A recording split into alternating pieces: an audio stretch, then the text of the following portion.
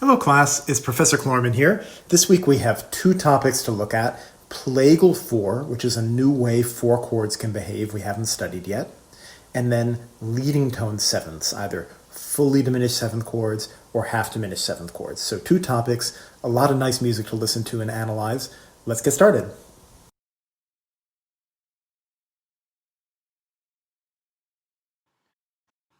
Let's begin with an iconic moment, the climax of the aria Nessun dorma from Puccini's Turandot. I'll start the recording just a little bit before the music you hear on the screen. Trust me, you'll notice when the tenor comes in. And my question is, what happens with the dominant chord at the fermata about halfway through the screen? How does that dominant chord resolve? What's going on? Is there a cadence around there?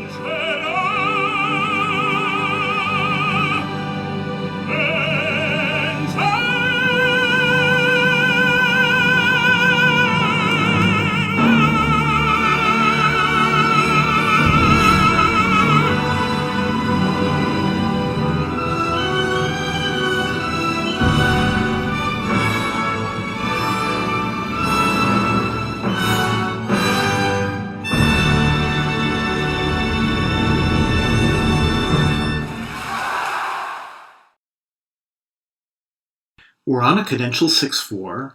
It resolves to 5-7. There's a fermata. The tenor sings his high note, and we have every reason to expect what will come next after 5-7 is a resolution to 1. In fact, that's what the tenor sings. Vincero, scale degree 2, down to scale degree 1, as if we have a perfect authentic cadence. But what harmony do we have underneath? 5 resolves to 4. Now that doesn't make sense, at least according to the principles we've been studying in this course.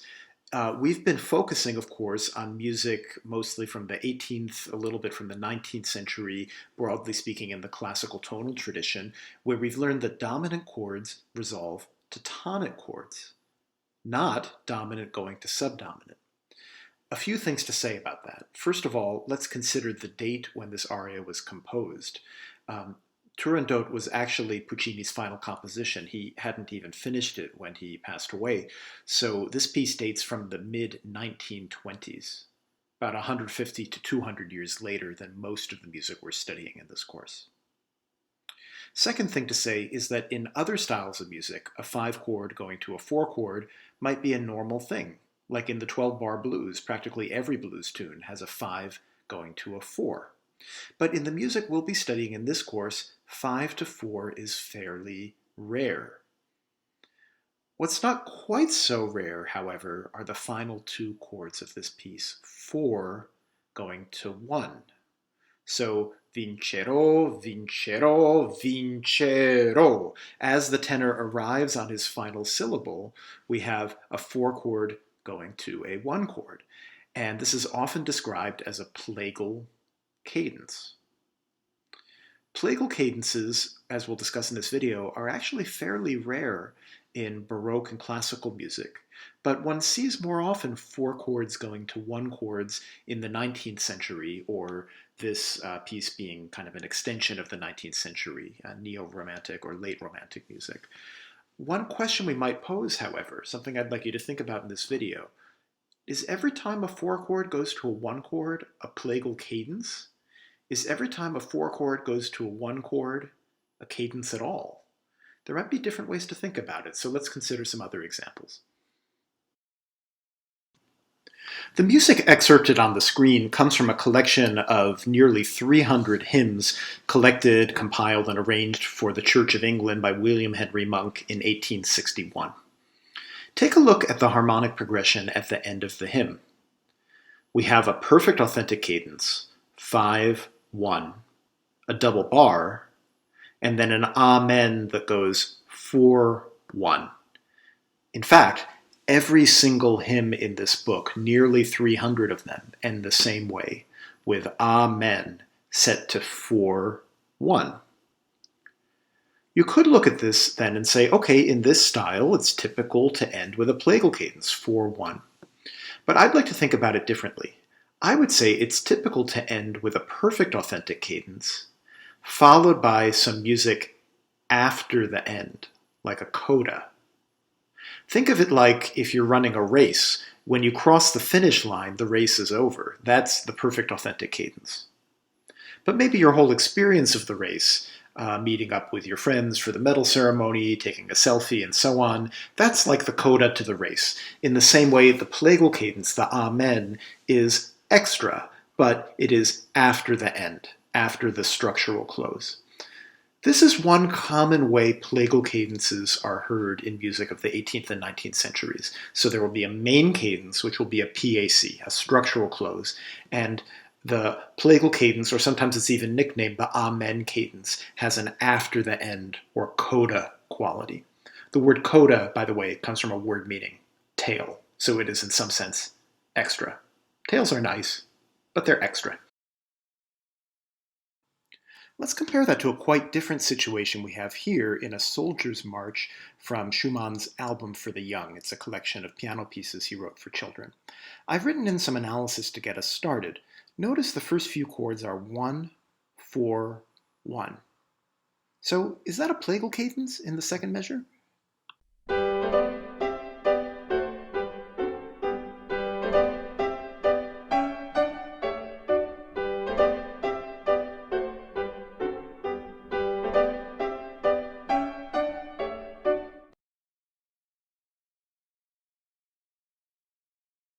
Well, no. To be a Plagal cadence, it has to first be a cadence. But if you take a look at the analysis here, I've added a little more detail in green. We have a tonic prolongation, a tonic expansion that lasts the first 3 bars. We have 1 in the first measure, then 4-1, but that's not a cadence because it's not an end of anything. Better here to think of the 1-4-1 with the 4 as a kind of a neighboring chord, connecting the 1-6 through 4 to 1-6. I call that a neighboring chord labeled N because of the bass line, B, C, B. If we keep going, the bass line A, G, that 7 diminished 6, is a passing chord connecting from 1-6 to 1. Then the first genuine change of harmony to a new harmonic function is the 5-7 chord in measure 4, which goes to 1, making a perfect authentic cadence. What is the point from this example? Not every 4-1 is a Plagal cadence.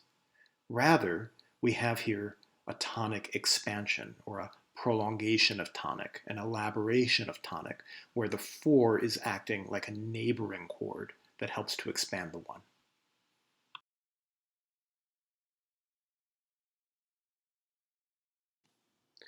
From Robert Schumann, let's turn to his wife, Clara Schumann. This is one more example that features the chord progression 4-1. It's the very end of her Romance for piano in E-flat major, opus 11, number 1, composed in 1839. This is a complicated score. There's a lot of notes, a lot of figuration, and also a number of harmonies we haven't studied yet in this course. So if we can't quite grasp every detail, that's okay for this point in the course. I'm going to start the recording actually in the second measure you see on the screen. So the recording will start around measure 38. And what I'd like you to focus on in particular is the junctures I've marked in red, which are 2 cadences, a PAC and a Plagal cadence. Let's listen and then we'll talk about those moments.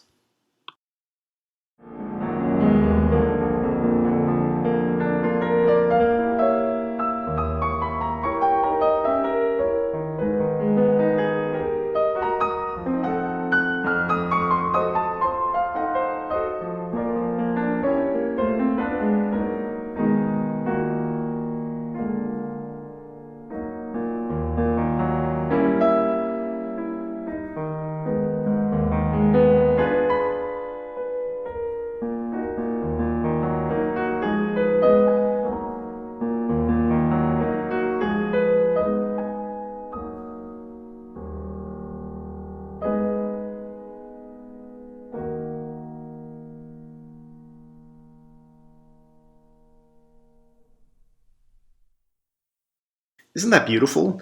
If you're curious, I encourage you to listen to all three of Clara Schumann's Opus 11 romances.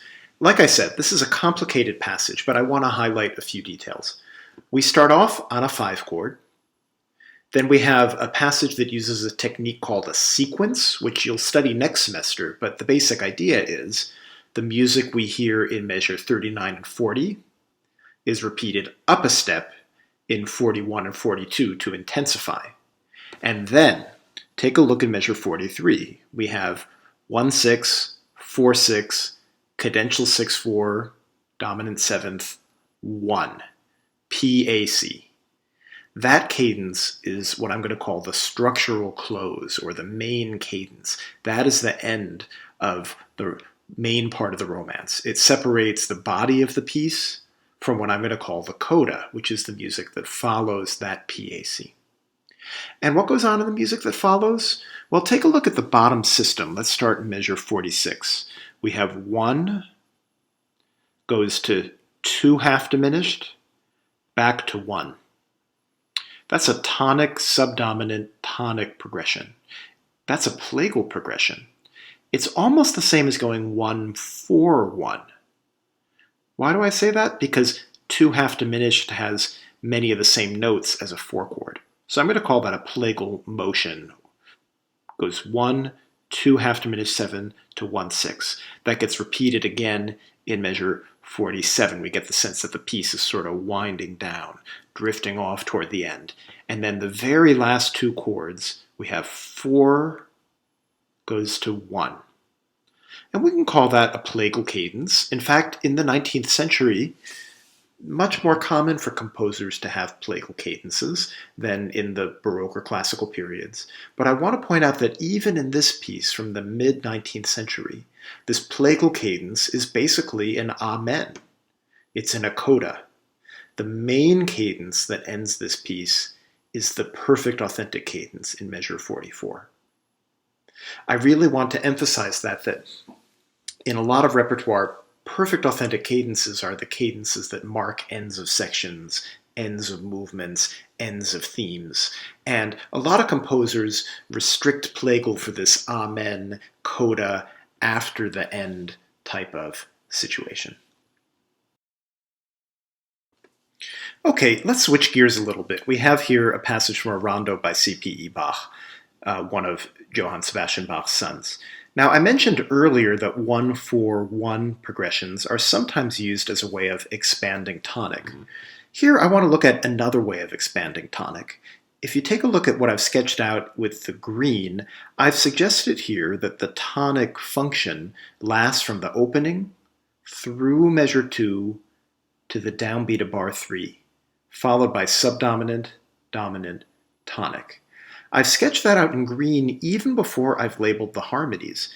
Let's listen to the passage. We can think about the harmonies, but one question I'd like to pose is, how can I tell that probably it's tonic expansion for the first 2 measures through the downbeat of the 3rd measure?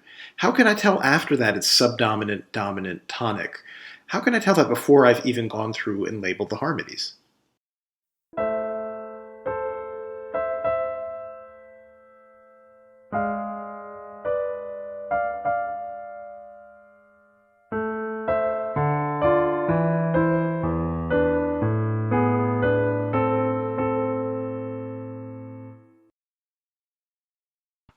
Well, the first 3 bass notes, la, sol, la, seem to make up a neighboring progression, emphasizing A as the main bass note.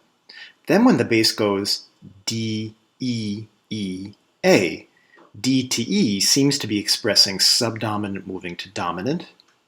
We've often seen dominant with an octave drop as a way of embellishing the dominant, and then landing on tonic seems like we're ending at some sort of authentic cadence. Let's flesh out the chords a little bit, and in particular, I'd like to think about the neighboring harmony in measure 2, which helps to expand the tonic.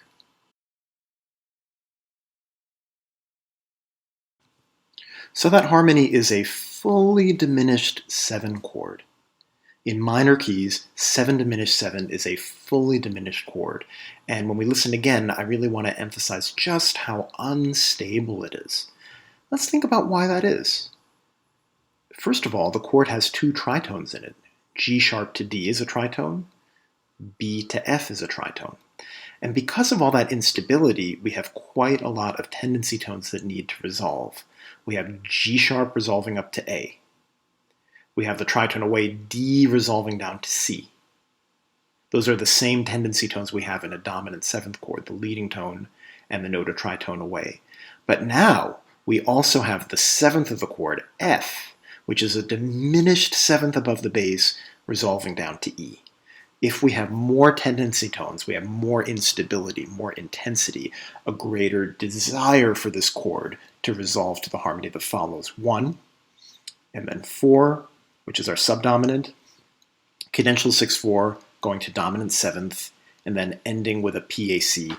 That final tonic harmony is embellished with some what I might call appoggiatura notes or suspension notes that are carried over from the previous dominant seventh chord.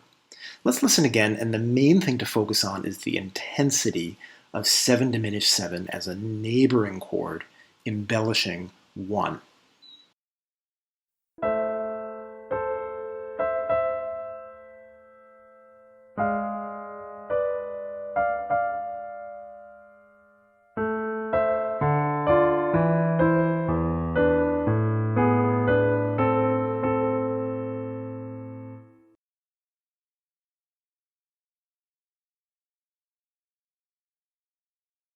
Let's switch now from A minor to A major. This is from a symphony by Joseph Haydn. We're listening to the trio from a minuet trio. It's scored for strings and then winds in the form of oboes and horns. Once again, focusing on the bass line, we can get a sense of which part of this phrase is expanding tonic and which part is arriving toward a cadence. Let's have a listen, and in particular, I'd like to think about how the tonic is expanded.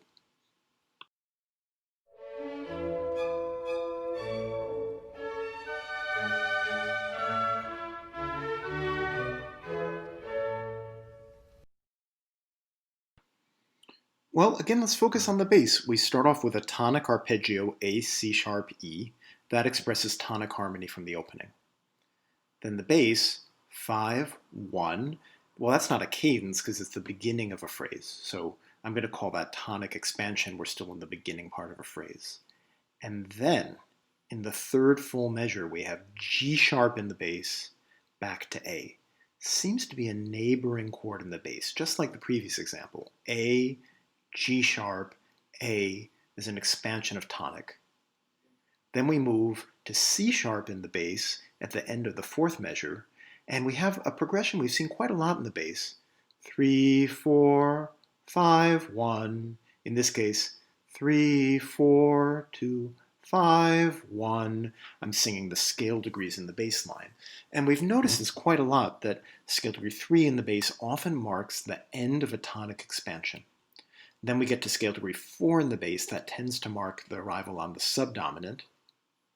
Scale degree 5 in the bass, that's the dominant, and then tonic for our cadence. So that's my initial sketch of the harmonic progression here. Let's have a look back at the harmonies in some more detail and see if that shores up what we've sketched out here. Okay, so let's focus on the progression 1, 7, half diminished 7, 1. The bass is going A, G sharp, A, which is a kind of a neighboring progression. But the difference here is that since we're in major, it's a 7 half diminished chord, not a 7 fully diminished 7 chord. So the difference is G sharp, B, D, F sharp, instead of G sharp, B, D, F natural like we had in minor. It still functions quite the same way. The bass is making essentially a neighboring motion, A, G sharp, A. That G sharp up to A is the leading tone going up to tonic. And a tritone away from that, we have D coming down to C sharp. Those are the same tendency tones you're already familiar with from a dominant seventh chord. But the new thing here, we have F sharp, the seventh of the chord, which is a tendency tone. Chordal sevenths resolved down by steps, so F sharp comes down to E. That tendency tone, the F sharp down to E, is exactly the same as the F natural down to E in minor. It's just that in major, it's going to be an F sharp. It gives this chord a slightly different flavor, a slightly different quality. It's a half diminished seventh chord. Then wrapping up, heading toward the end of the phrase, we have 1-6, goes to 2-6, that's our subdominant. The bass makes a little skip down to give us a root position 2 for a second. Then we go to 5-1 for our imperfect authentic cadence. Let's listen once more, and I'd like to direct your attention once again to the 7 half diminished seventh chord, hearing that as a neighbor expanding 1.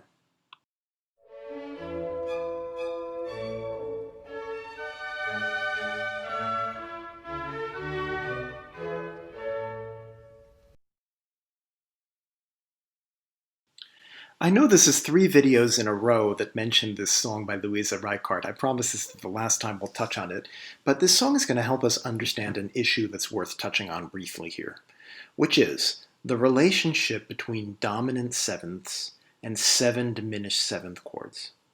Let's think in the key of F minor, the key of this song here. So a dominant seventh would be C, E, G, B flat. What would 7 diminished 7 be? E, G, B flat, D flat. Notice that those 2 chords have mostly the same notes. The only difference is a note that's a half step away, C or D flat. That's it. Sometimes composers take advantage of that relationship between those chords. Take a look with me starting from measure 5 on the word Lerchentöne. We have a 5-7 chord, C, E natural, G, B flat. Then the second half of the bar, we add the note D flat, C, E natural, G, B flat, D flat. I called this a dominant ninth chord. One way to think of a dominant ninth chord is as if we take a dominant 7 and a 7 diminished 7, and we add it all together into one big harmony with 5 notes in it. So that's one way to think about that. Next downbeat, we have 5-7 once again. And then second half of that bar, 7 diminished 4-3. The dominant seventh chord sort of turns into a 7 diminished 7 when we change just one note. Those 2 chords are so similar, we just have to change the note C to the note D flat to transform one into the other. Let's listen to the passage once again. I'd like you to focus on just how intense that passage sounds, where we have 5s turning into 5-7s, turning into 5-9s, turning into 7 diminished 4-3. Durch die bunten Rosenhecken flattern Schmetterlinge hin, bunte Lerchentöne wecken schon die Tageskönigin. Immer wahr. The point I'd like to make here is these 2 harmonies are so similar that some music theorists teach that a 7 diminished seventh chord is basically a dominant chord, is basically a 5-9 that's missing its root. In fact, I bet many Francophone students in the class may have been taught that. And there's something to that point, that we can think of a 7 diminished 7 as sort of a dominant functioning chord. They often can appear in similar places and phrases to where 5 chords could. But there's one very important difference. Here's the difference. We cannot make a cadence, a strong cadence, a cadence with a bass line that leaps from 5 to 1, a PAC or an IAC, unless we have a genuine 5 chord. You cannot use a 7 diminished 7 chord to make a PAC, to make a strong cadence. As we've seen quite a bit in this course, we've been noticing leaps in the bass from 5 to 1 to make cadences. You simply cannot make that kind of cadence with a 7 diminished 7th chord. Now, what's happening?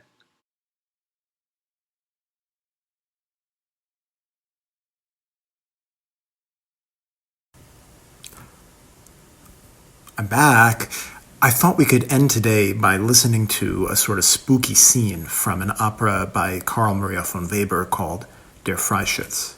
Ready to listen?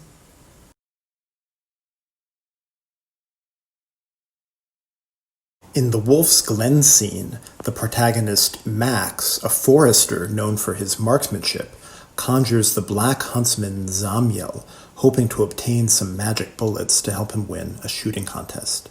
The asterisks in the score mark the many fully diminished seventh chords, which help establish a spooky atmosphere. Let's listen.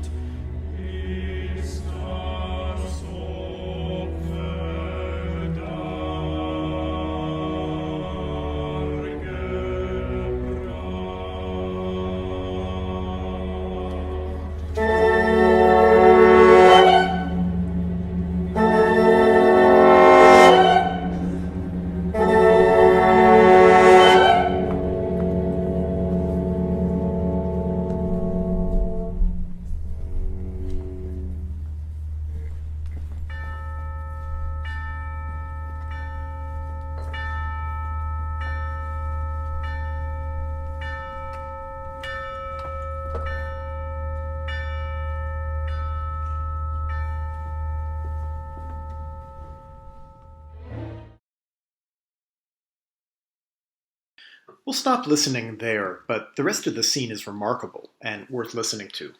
If you're familiar with Wagner's operas, you may hear some influence from this music, which was written about a generation earlier. Or, if you're familiar with the witches from Shakespeare's Macbeth, or with He Who Must Not Be Named from the Harry Potter series, you probably recognize these sorts of scenes involving the summoning of evil magic. As far as the music goes, here's the main point. In this example, the fully diminished seventh chords don't quite resolve in the standard ways explained in the textbook. Weber uses them to evoke the supernatural, emphasizing their intensity, their dissonance, the uncanny. Whereas in the more traditional examples we examined earlier in this video, other composers resolved the tendency tones correctly according to the textbook, so that seven diminished seventh chords seem to be embellishing tonic harmonies. In those examples, the overwhelming impression is that of stability of a tonic expansion, since we heard neighboring progressions 1, 7 diminished 7, 1, the main harmony in those progressions being the stable tonic. Here, the effect is remarkably different. Okay, that's it for the Halloween or spooky elements in this course. So let's wrap up this video with a quick review. A few key takeaways from this video. Plagal cadences are rare in 18th and 19th century music in the classical tonal tradition. Usually when we have what people call a plagal cadence, it might be better described as a 4 going to 1 amen coda. Specifically, we usually have a PAC that is the main cadence, the end, and the 4-1 amen is after the end as a coda. Second, we can also have 1-4-1 in the context of a tonic expansion. These are not cadences at all. They're not plagal. They're tonic expansions. And finally, dealing with leading tone sevenths, 7 diminished 7 in minor or 7 half diminished 7 in major. They often appear in the context of tonic expansions as part of neighboring progressions. That is 1, 7 diminished 7, 1. We call that a neighboring progression because the bass goes 1, 7, 1, making a neighboring motion that expands tonic. And these 7 diminished 7 chords, or 7 half diminished 7th chords, contain 3 tendency tones. The bass is the leading tone. We have the note a tritone away that resolves in contrary motion. And we have the 7th of the chord that resolves down by step. 3 tendency tones gives these chords a particularly intense sonority, and we need to make sure to resolve all 3 of them, unless we're looking for a spooky effect like Carl Maria von Weber. That's it for this week. See you next week.